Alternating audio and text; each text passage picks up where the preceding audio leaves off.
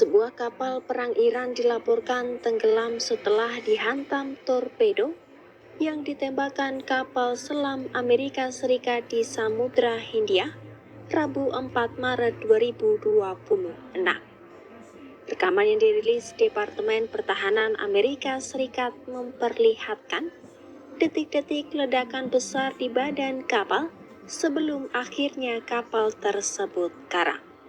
Menteri Pertahanan AS Pete Hegseth menyebut, Angkatan Laut Iran saat ini sudah karam di Teluk Persia. Hegseth mengonfirmasi AS telah melancarkan serangan yang menenggelamkan kapal perang Iran Soleiman. Menurutnya operasi ini menjadi bukti jangkauan global militer Washington dalam perang melawan Iran yang dimulai sejak Sabtu 28 Februari 2026 bersama Israel. Hegseth menyebut serangan dilakukan di perairan internasional. Ia juga mengungkap bahwa ini merupakan pertama kalinya sejak Perang Dunia Kedua, Amerika Serikat menenggelamkan kapal musuh menggunakan torpedo. The Iranian Air Force is no more, built for 1996, destroyed in 2026. The Iranian Navy rests at the bottom of the Persian Gulf. Combat ineffective, decimated, destroyed, defeated, pick your adjective. In fact, last night, we sunk their prize ship, the Soleimani. Looks like POTUS got him twice.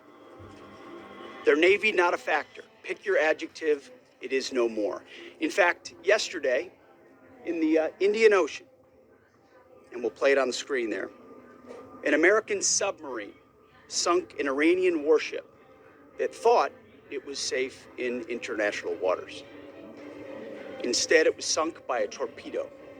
Quiet death. The first sinking of an enemy ship by a torpedo since World War II.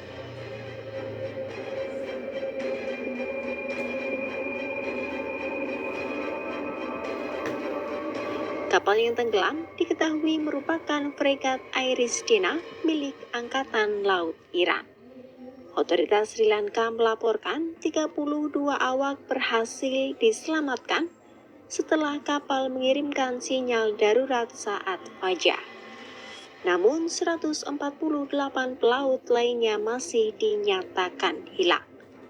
Menteri Luar Negeri Sri Lanka Vijita Herat mengatakan 2 kapal angkatan laut dan 1 pesawat dikerahkan ke lokasi kejadian yang berjarak sekitar 40 km selatan pelabuhan Gale.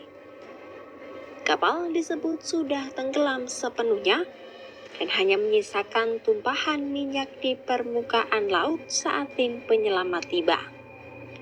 Para korban selamat langsung dilarikan ke rumah sakit utama di wilayah selatan Sri Lanka. Di lain sisi, Sri Lanka menegaskan operasi penyelamatan dilakukan berdasarkan kewajiban maritim internasional negaranya, lantaran lokasi insiden berada di dalam wilayah pencarian dan penyelamatan Sri Lanka di Samudra Hindia. Pihak militer Sri Lanka menyatakan tidak akan merilis rekaman operasi tersebut lantaran melibatkan militer negara lain. Sri Lanka pun kembali menegaskan sikap netralnya dalam konflik Iran-Amerika Serikat, seraya menyerukan dialog sebagai solusi damai.